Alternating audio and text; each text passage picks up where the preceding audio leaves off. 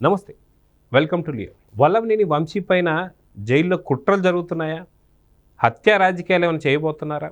మొత్తానికి హత్యా రాజకీయాలు చేయాలి అంటే ఎవరు చేయబోతున్నారు? ఇప్పటికే వైఎస్ జగన్, అదేవిధంగా తన సతీమణి అయినటువంటి ఒక పంకజశ్రీ కావచ్చు, పొన్నవోలు సుధాకర్ రెడ్డి కావచ్చు, తనకు ప్రాణహాని ఉంది అని చెప్పి పదే పదే మాట్లాడుతుంటే ఎక్కడో పరిటాల రవి గారికి సంబంధించినటువంటి కేసు గుర్తుకొస్తుంది. పరిటాల రవి గారు చంపిన మధుసీనుని ఎవరు చంపారు? ఓంప్రకాష్ని చంపింది ఎవరు? అదేవిధంగా చూసుకుంటూ వెళ్తే మద్దెల చెరువు సూరి కావచ్చు, ఇలా హఠాత్ పరిణామాలు చాలా జరిగాయి. అదేవిధంగా వివేకానంద రెడ్డి గారి కేసు, వివేకం సినిమా చూసాం. సో ఇదే జరగబోతుందా? సో నిజంగా ఇంటి నుంచి ఫుడ్ ఖచ్చితంగా దాంట్లో ఏమన్నా కలిసే అవకాశం ఉందా? ఇలాంటి అన్ని అనుమానాలు మాత్రం ఇక్కడ టీడీపీకి సంబంధించినటువంటి ఒక వ్యక్తుల్లో మాత్రం ఏర్పడుతున్నాయి. మొత్తానికి ఇంటి నుంచి ఫుడ్ కావచ్చు, బెడ్ కావచ్చు, ఎలాంటి సౌకర్యాలు ఇవ్వాలి వద్దు అనే దానిపై మనతో పాటు సూర్యదేవలత గారు ఉన్నారు. వారిని అడిగి తెలుసుకుందాం. మేడం నమస్తే.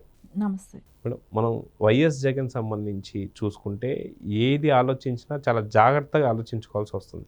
వాస్తవం చెప్పాలంటే విజయమ్మ గారిపై కూడా మనం చూసాం. కొత్త కారు ఏదైతే తెలంగాణ నుంచి బయలుదేరినటువంటి కారు ఆంధ్రాకి వెళ్ళిన తర్వాత సీమలో పూర్తిగా 2 టైర్లు విడిపోవడం కావచ్చు, కార్ మీద ఇన్సిడెంట్ అది 1కి 2 సార్లు జరిగిన సంగతి మనం చూసాం. వివేకానంద రెడ్డి గారే హత్య కేసు. సొంత వాళ్ళపైనే లేనటువంటి ఒక ప్రేమ, కరుణ, దయ నిజంగా వల్లభనేని వంశీపై ఉంటాయా? ఎందుకని ఇన్నిసార్లు పొన్నవోలు సుధాకర్ కావచ్చు, జగన్ కావచ్చు ప్రాణహాని ఉంది అని చెప్పేసి అంటున్నారు. అదేవిధంగా పంకజశ్రీ కూడా ఎందుకని వాళ్ళ మాటలు నమ్ముతుంది? సో బలి కాబోతుంది ఎవరు అంటే ఏం చెప్తారు? ఈ రోజున జగన్మోహన్ రెడ్డి ఏవైతే వీళ్ళతో అందరితో నోటితో కొంతమందితో ఆ నోరు అనేది అందరూ వాడాల్సిందే. ఇంకా కొంతమందిని ఏం కాదు, కానీ నోరు అనేది ఆయన చెప్పిన డైలాగు ఎవరికి ఏది ఇస్తే అది మాట్లాడాల్సిందే. అది స్క్రిప్ట్ ఇచ్చింది మాట్లాడాల్సిందే. వీళ్ళని నువ్వు తిట్టాలి, ఇలా తిట్టాలి అని చెప్పిందంటే అది కంపల్సరీ జరిగిపోవాల్సిందే. ఇంకా దుర్మార్గాలు, అక్రమాలు, చంపడాలు ఇట్లాంటివన్నీ అవి కూడా ఎవరికి ఏమి ఇస్తే అది పాటించాల్సిందే. దాని తాలూకాగాను ఇప్పుడు వంశీ గారు వంతు వచ్చింది. ఆయన జైలుకి వెళ్ళాడు. సరే జైలుకి వెళ్ళిన దగ్గర నుంచి కొన్ని విషయాలు చూస్తుంటే, పరిశీలిస్తూ ఉంటే ఆయన పరిస్థితి ఒక్కోసారి జాలి వస్తుంది. ఆయన చూస్తే ఆయన హ్యాపీగా 2 సార్లు ఎమ్మెల్యే అయ్యాము అనే ఒక ఉద్దేశంలో ఉన్నాడు. ఆయన సరే ఏదో మనం ఒకవేళ ఆయన ఆ రోజున తెలుగుదేశంలో ఉండబట్టి, సరే తెలుగుదేశం ఓడిపోయింది కాబట్టి దీనిలో ఉన్నాడు. సరే డబ్బాసు చూపెట్టాడా, ఇంకా వేరే నీకే స్వార్థం అంటే ఆయనకి నేను అక్కడికి వెళ్తే నేను ఇంకా సంపాదించవచ్చు అనే స్వార్థం వచ్చిందా, లేదంటే ఒక మినిస్ట్రీ ఇస్తానన్నాడా తెలీదు. దానికి నోటుకు వచ్చినట్టు మాట్లాడాడు. దాని పర్యవసానం దాన్ని కప్పిపుచ్చుకోవటానికి రకరకాల తప్పులు చేశాడు. అక్కడ మారిందా అని ఒక్క దానికోసం మారితే దాన్ని కప్పిపుచ్చుకోవటాని కోసం రకరకాల పార్టీ ఆఫీసులు తగలబెట్టడం, కిడ్నాపులు చేయటం, ఇట్లాంటివన్నీ రకరకాల పనులన్నీ చేశాడు. దాని పర్యవసానం ఈరోజు జైల్లో ఉన్నాడు. సరే జైల్లో ఉన్నాడా అంటే జైల్లో ఆయనకి సేఫా అని ఆయన అంటే ఇప్పుడు పంకజశ్రీ గారు అదే మాట చెప్తున్నారు. మా ఆయనకి జైలు సేఫ్ కాదు, వంశీకి జైలు సేఫ్ కాదు అని అంటున్నారు. ఇక్కడ జగన్మోహన్ రెడ్డి గారు అదే చెప్తారు. పొన్నవోలు సుధాకర్ కూడా అదే చెప్తున్నాడు, జైలు సేఫ్ కాదు అనేది. సరే మీరు ఎవరిని సేఫ్గా ఇప్పుడు మనం చూస్తే మనం జగన్మోహన్ రెడ్డి రాజకీయ జీవితంలో ఆయన రాజకీయాలకు వచ్చిన తర్వాత ఏమేమి ఇన్సిడెంట్లు జరిగాయి, ఎట్లా ఇదైందని ఒకటి మనం పరిశీలిస్తే, మీరు ఇంతకుముందు చెప్పినట్టే పరిటాల రవి గారి హత్య స్టార్టింగ్ ఆయన చంపారు.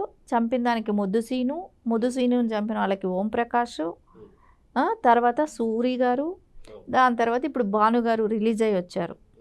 సరే అంటే ఇంతమంది అంటే ఒక తప్పుని కప్పిపుచ్చటానికి వాళ్ళ మీద రాకూడదు అనుకునే దానికి ఇంతమంది బలవుతా వచ్చారు. అది మొన్న అంటే ఒక 5-6 ఏళ్ల క్రితం చూసుకుంటే సొంత బాబాయ్ అడ్డు తొలగించుకోవాలి అనే ఒక్క విషయం. అంటే రాజకీయంలో రేపు పొద్దున ఆయన్ని ఎవరు నా స్థానంలో మళ్ళీ కబ్జా ఆయన జైలుకి వెళ్తే మళ్ళీ ఆ స్థానంలో వివేకానంద రెడ్డి గారు స్ట్రాంగ్ అవుతారా, లేకుంటే ఆయన సపోర్ట్ చేసి తీసుకొని షర్మిల గారు స్ట్రాంగ్ అవుతారా అనే ఒక ఉద్దేశం వచ్చినప్పుడు ఈయన మూలానే వాళ్ళు స్ట్రాంగ్ అవుతారేమో షర్మిల గారు అనే ఒక ఉద్దేశంతో ఆయన్ని లేకుండా పోయారు.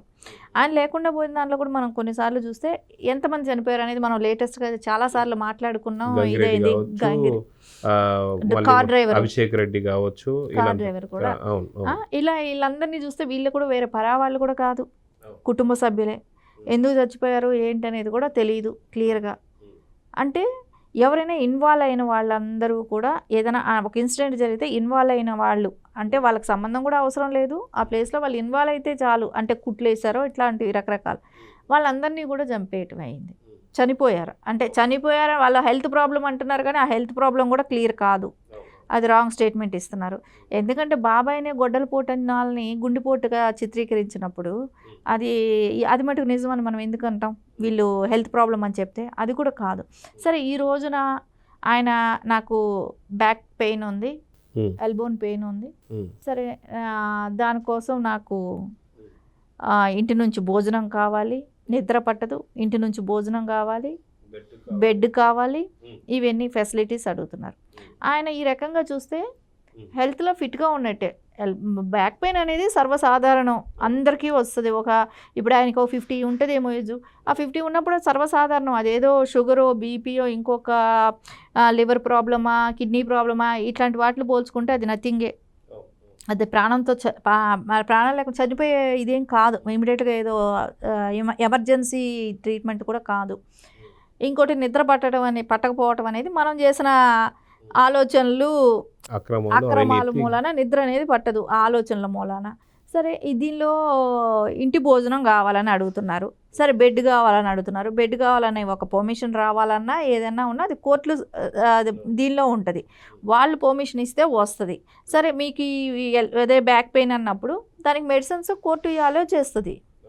సో పెయిన్ ఉన్న దానికి అలో చేస్తుంది. సరే నిద్రకు కూడా, అంటే నిద్ర మాత్రలు మోతాదు ఎక్కువ వేసుకుంటారేమో అనే నిద్ర మాత్రలు పర్మిషన్ ఇవ్వకపోవచ్చు మేబీ, ఎందుకంటే సూసైడ్ అటెంప్ట్ చేసుకుంటారు కాబట్టి దానికి ఇవ్వకపోవచ్చు. అంటే ఇక్కడ జైల్లో కూడా ఆయన ఉన్న చోటు పరదాలు కూడా కట్టారు, ఎందుకంటే ఆయన సేఫ్ కోసమే కట్టారు. ఆయన మాట్లాడిన మాటలు ఆయన ఎవరో ద్రోహం చేశారు, వాళ్ళు ఎవరైనా అటాక్ చేయొచ్చేమో అనే ఒక ఉద్దేశంతోనే ఆయన్ని సెక్యూర్గా ఉంచడానికి చూశారు. సరే ఇంటి నుంచి భోజనం వెళ్తే ఆయనకి ఎలా ఉంటుంది అనేది, సరే ఆయనకి మేబీ ఆయన రేపొద్దున అప్రూవల్గా మారిపోతే ఎవరెవరు నిరికిస్తారో వాళ్ళే ఆయనకి శత్రువులు. అక్కడ ఇంకెవరు శత్రువులు ఉంటారు? ఇప్పుడు ఆయనకి శిక్ష పడుతుంది అని అన్నప్పుడు ఈ సత్యవర్ధన్ లాంటి వాళ్ళు ఇట్లాంటి వాళ్ళు ఒకవేళ కూటమి ఇప్పుడు తెలుగుదేశం పార్టీలో పార్టీ ఆఫీస్ తగలబెట్టారు, తెలుగుదేశం పార్టీ దానిలో శిక్ష పడితే సరిపోతుంది, అంతేగాని ఆయన చచ్చిపోవాలని కోరుకోవాల్సిన అవసరం అయితే లేదు. ఏ కూటమి ప్రభుత్వం కానీ ఎవరికైనా కూడా ఎలా అనిపిస్తుందండి, చట్టం తన పని చేసుకుపోతుంటే సరే దానికి తగ్గ శిక్ష పడితే చాలు అనుకుంటారు, కానీ ఆయన చంపేసాలని అయితే ఎవరు కోరుకోరు.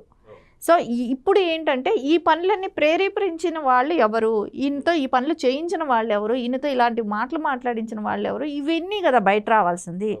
రేపొద్దున పోలీస్ కస్టడీకి వెళ్తే ఇవన్నీ బయట పెడతారు. ఇప్పుడు బెయిల్ తీసుకోవాలని చూశాడు, ముందస్తు బెయిల్కి వెళ్ళాడు, పోలీసులు కస్టడీకి వెళ్ళకూడదని, సో అక్కడ కొట్టేశారు. మళ్ళీ రేపొద్దున పోలీస్ కస్టడీకి అయితే తీసుకుంటుంది, ఎందుకు వాళ్ళకి 14 రోజులు రిమాండ్ ఇచ్చినప్పుడు వాళ్ళ దగ్గర పోలీస్ కస్టడీకి అయితే తీసుకుంటుంది. వాళ్ళు 10 రోజులు అడుగుతున్నారు కానీ అన్ని రోజులు అయితే ఇస్తారు కదా, ఎప్పుడో ఒకసారి అయితే ఇస్తారు. వాళ్ళకున్న 14 రోజుల్లో ఏ రోజో ఒక రోజు ఇవ్వాల్సిందే. ఇచ్చిన రోజుల్లో ఆయన ఏం చెప్తాడు, ఏ విషయాలు బయట వస్తాయి అంటే ఖచ్చితంగా ఆయన వెనకాల ఎవరైనా చేయించిన వాళ్ళ విషయాలు ఏమైనా ఎంతో అంత అయితే చెప్పే అవకాశాలు అయితే ఉంటుంది. సరే ఇవన్నీ బయట వస్తే ఎవరికి ఇబ్బంది ఉంటుందో వాళ్ళు చేస్తారు, అది ఖచ్చితంగా బయట వ్యక్తులు చేస్తారు, లోపల వ్యక్తులు చేయరు, బయట వ్యక్తులే చేస్తారు. ఇప్పుడు అదే పంకజశ్రీ గారు ఆలోచించాల్సింది, బయట వ్యక్తులతో ప్రాబ్లం ఉంటుంది కానీ లోపల వ్యక్తులతో ప్రాబ్లం ఉండదు. గవర్నమెంట్ ఇప్పుడు అది ఆయనకి ఏమైనా అయితే ఎవరికి ఆ ప్రాబ్లం అంటుకుంటుంది, కూటమి ప్రభుత్వం మీదే కదా వేస్తారు. అట్లాంటప్పుడు కూటమి ప్రభుత్వం ఎందుకు చేస్తుంది? ఆవిడ లాజికల్గా కొంచెం ఆలోచిస్తే ఆవిడకి అర్థం అవ్వాల్సింది అదే. ఇక్కడ కూటమి ప్రభుత్వం ఏమీ చేయదు, ఆయన ఇంకా బాగా చూసుకుంటారు. అక్కడ ఆయనకి ఏదైనా ప్రాబ్లం అయితే ఆ బాధని ఆ నిందని కూటమి ప్రభుత్వం మీద వేస్తారు కదా అని ఆవిడ అదే ఆలోచించాలి. ఫుడ్ మీరు పంపించినప్పుడు దాన్ని బయట నుంచి ఏదైనా కలిపి పంపిస్తే పరిస్థితి ఏంటి? ఖచ్చితంగా బయట వ్యక్తులే ఆయన్ని అటాక్ చేస్తారు. ఆయన ఎవరి పేరైనా తీస్తాడేమో అనే దానికి బయట వాళ్ళు చేయాల్సిన ఇది ఉంటుంది, బయట చేస్తారేమో కానీ లోపలైతే జరగదు. వాళ్ళు కొంచెం ఇప్పుడు జగన్మోహన్ రెడ్డి గారి కన్నా పొన్నువల సుధాకర్ కన్నా ఎక్కువ రెస్పాన్సిబిలిటీ పంకజశ్రీ గారికే ఉంటుంది, ఎందుకంటే ఆవిడ ఆయన భార్య కాబట్టి. సో ఆవిడ ఆలోచించాల్సింది, వాళ్ళు ఏముందండి పార్టీ కోసం ప్రెస్ మీట్ పెడతారు వెళ్ళిపోతారు. సో మీకు మీ ఆయన మీద కన్సర్న్ గాను ఉంటే మీరు జాగ్రత్తగా పాటించాలనుకుంటే మెడిసిన్స్ ఉంటాయి. ఇట్లాంటి వాటికి ఏదైనా బ్యాక్ పెయిన్ ఇట్లాంటి వాటికి మెడిసిన్స్ ఉంటాయి. సరే మంచం అడిగారా, ఇంకోటి అడిగారా అనుకుంటే అది కోట్లు దానిలో ఉంటుంది. ఫుడ్ విషయం అని అనుకున్నప్పుడు ఫుడ్ అనేది మీరు అక్కడ అప్పచెప్తారు, ఎవరికొచ్చానో పంపిస్తారు. అక్కడ నుంచి లోపలికి ఇంకొకరు తీసుకెళ్తారు. అక్కడ నుంచి ఇంకా ఆయన దగ్గరకు వెళ్ళారు ముగ్గురు నలుగురు. ఇది మార్పు అనేది వస్తుంది. నలుగురు అయినా ఆ క్యారీని మార్చి తీసుకెళ్తుంటారు. అప్పుడు ఏమైనా జరిగితే ఎవరి రెస్పాన్సిబిలిటీ? సో ఇవన్నీ ఆలోచించాల్సింది మెయిన్ ఆవిడ. ఇప్పుడు 100 మందితో కూర్చొని తిన్న భోజనానికి ఆయనకు ఒక్కటే స్పెషల్గా వచ్చిన భోజనంలో ఏమైనా జరిగితే ఎవరి మీద నింద వస్తుంది? ఇప్పుడు కోర్టులు పర్మిషన్ ఇస్తాయా ఇవ్వవా అనేది నేను అనుకుంటాను. ఆయన అంత వీళ్ళు భద్రతా దృష్ట్యా వీళ్ళు ఆలోచిస్తున్నారు అని అంటే ఖచ్చితంగా కోర్టులు కూడా ఇవ్వకపోవచ్చు. వాళ్ళు కూడా ఇవన్నీ ఆలోచిస్తారు కదా. ఆయనకి రేపొద్దున ఏదైనా అటాక్ అంటే ఇట్లాంటి ఫుడ్ మూలన రావచ్చేమో అని. ఇప్పుడు మీరు అనొచ్చు నారా చంద్రబాబు నాయుడు గారికి ఫుడ్ వెళ్ళింది కదా అని. ఆయన ఒక జెట్లెస్ ఉన్న వ్యక్తి. ఆయన క్యారియర్ ఏ పర్సన్ అయితే పట్టుకెళ్తాడో లోపల వరకు తీసుకెళ్ళి పెట్టి తిన్న తర్వాత మందులు ఇచ్చి బయట వరకు వచ్చే వ్యక్తి ఒకటే. ఇంకా వేరే వాళ్ళు ఎవరికి ఈయనకి ఆ ఫెసిలిటీ ఏముండదు. ఈయన ఓన్లీ ఎమ్మెల్యే. ఆయన 14 సంవత్సరాలు సీఎంగా చేసిన ఆయన అరెస్ట్ చేసిందే అక్రమ అరెస్టు. ఆయన ఒక 73 ఏళ్ళు 74 ఏళ్ళ వయసులో ఆయన్ని జైల్లో ఇబ్బంది పెట్టారు. ఈయన వయసు ఎంత? 50 సంవత్సరాలు. దీనికే ఇన్ని ఫెసిలిటీలు అడుగుతున్నారే. నారా చంద్రబాబు నాయుడు గారికి ఇది దోమలు నెససరీ. ఎవరైనా దోమ మందు కొట్టించమని అడుగుతారు. అలాంటి దానికి రంభా ఉరుస కొడుతుందా అని అన్నారు. ఆయన ఎంత ఇబ్బంది పెట్టారు. డ్రోన్ కెమెరాలు పెట్టి డ్రోన్స్తో మీరు ఆయన ఏం చేస్తున్నాడు ఏంటో అని చూడటమే కానివ్వండి, కూర్చోవటానికి చెక్క కుర్చీ కూడా ప్రొవైడ్ చేయలేకపోయారా? అది కూడా కోర్టు పర్మిషన్ ఇచ్చిన తర్వాత కూడా వాళ్ళు లేరు వీళ్ళు లేరు అని చెప్పి ఏదో సాకులు చెప్తూ చాలా రోజులు నెట్టుకొచ్చేసారు. కోర్టు పర్మిషన్ ఇచ్చినా కూడా 3-4 రోజులు చేయలేదు. సో ఆయనకి ఏసీ ప్రొవైడ్ చేయమని చెప్పి కోర్టు చెప్పినా కూడా బాబు గారికి ఉన్న స్కిన్ ఎలర్జీ మూలాన ఏసీ ప్రొవైడ్ చేయమని చెప్పినా కూడా వాళ్ళు ఏసీ కూడా ప్రొవైడ్ చేయకుండా గత వారం 10 రోజులు లాగటం జరిగింది. అది కూడా అంటే దానికి కూడా ఎలక్ట్రిషియన్ లేడు, ఇట్లాంటి కబుర్లు చెప్పి అంటే మనిషిని ఇబ్బంది పెట్టడం అనేది అట్లాంటివి జరుగుతాయి. అట్లాగా చేశారు వాళ్ళు. అంటే జైలు బయట ఇబ్బంది పెట్టారు, జైలు లోపల ఇబ్బంది పెట్టారు. కానీ ఈయనకి జైలు బయట ఇబ్బంది పెట్టలేదు, జైలు లోపల ఇబ్బంది పెట్టలే వంశీ. సో వంశీ గారిని పోల్చుకుంటే అసలు నారా చంద్రబాబు నాయుడు గారు ఆయన అన్ని సంవత్సరాలు సీఎంగా చేసిన ఆయనకి అన్ని రకాలుగా మీరు ఇబ్బంది పెట్టారా? నువ్వు ఒక ఎమ్మెల్యేలు ఎంతోమంది వెళ్తున్నారు వస్తున్నారు, కానీ నీకు మంచి ట్రీట్మెంట్ నడుస్తుంది ఈ లెక్కన. సో చూద్దాం మేడం, ఖచ్చితంగా మొత్తానికి కోర్టు ఎలాంటి తీర్పు ఇస్తుందో చూద్దాం మరి. నమస్తే. Please subscribe to Leo News for more videos.